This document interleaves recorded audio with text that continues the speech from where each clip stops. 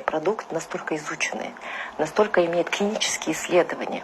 То есть есть клинические исследования в области фармакологии, есть клинические исследования в области онкологии, есть клинические исследования в области микрохирургии глаза, есть клинические исследования именно в Институте хирургии, представляете?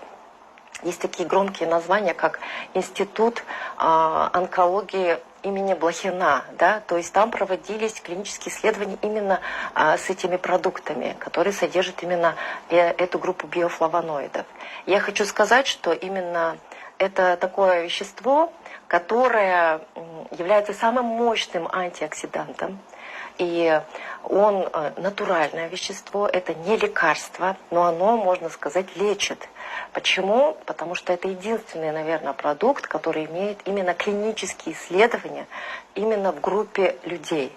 Например, если мы говорим про Институт онкологии Блохина, то там были выбраны две группы людей.